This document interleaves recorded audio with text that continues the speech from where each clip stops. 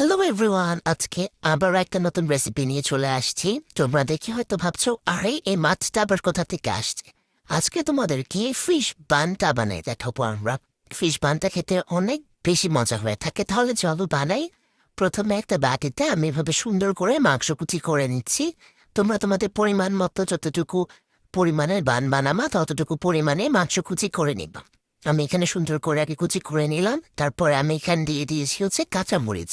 তোমরা এটা তোমাদের টেস্ট পাইস নিতে পারো, কম বেশি করে নিতে পারবে, কোনো সমস্যা নেই। ভালো করে আগে কাঁচামরিচগুলোকে আমি কুচি করে নিব। আর যে মাংসগুলো ভালোভাবে কুচি করা ছিল না, ওগুলোকে আমি আবার ভালো করে কেটে নিচ্ছিলাম এখানে। এরপরে আমি এখানে দিয়ে দিয়েছি হচ্ছে পেঁয়াজ কুচি।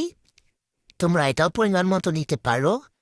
এরপর আমি এখানে ক্যাপসিকাম অ্যাড করেছি। তোমরা যে কোনো সিজনাল সবজি চাইলে অ্যাড করতে পারবা, চাইলে গাজর বা অন্যান্য সবজিও অ্যাড করতে পারো তোমার প্রেফারেন্স অনুযায়ী। এরপর আমি এখানে দিচ্ছি হচ্ছে একটা টমেটো সস। দিয়ে এগুলোকে ভালোভাবে আমাদের মিক্স করে নিতে হবে। এরপরে যা করব সেটা হচ্ছে একটা বাটি নিয়ে একটা ডিম ভালোভাবে ফাটাই নিব। এটা ফেটিয়ে নেওয়ার পরে আমি এখানে একটুখানি লিকুইড মিল্ক অ্যাড করে দিচ্ছি। মিল্ক অ্যাড করে এটা মিক্স করে নিব। এরপরে এখানে দেখতে পাচ্ছ আমি একটা ডো বানিয়ে রেখেছি ইস্ট ময়দা এসব দিয়ে। এরপর একটা সুন্দর রুটি বেলে আমি এখানে আমার যে ফিলিংটা বানিয়েছিলাম ওইটাকে সুন্দর করে লম্বা করে সাজিয়ে নিচ্ছি। কারণ আমি যেহেতু এখানে একটা মাছের শেপ দিব, সেই জন্য আমি এভাবে নিচ্ছি। তোমরা চাইলে এই সেম ডোটা বানিয়ে যে কোনো শেপ দিয়ে যে কোনো বানাতে পারবা। তোমরা দেখতে পাচ্ছ ভালোভাবে এখানে আমি ফিলিংটা দিয়ে দিয়েছি। এরপরে আমি তারা মাছের শেপটা দিয়ে দিয়েছি। এরপরে এখানে আগে থেকে বাঁধিয়ে রাখা ওই যে ব্যাটারটা ছিল, আমার যে মিক্সচারটা ছিল মিল্ক আর এগে, ওইটা ব্রাশ করে নিচ্ছি।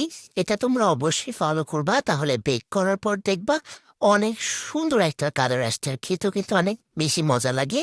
তো এই স্টেপটা তোমরা সবাই মনে কর, অবশ্যই অবশ্যই অবশ্যই মনে করে ফলো করবা।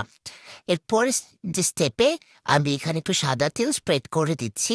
বেশি বেশি করে দিবা, তাহলে দেখবো অনেক বেশি বেশি মজা হয়েছে।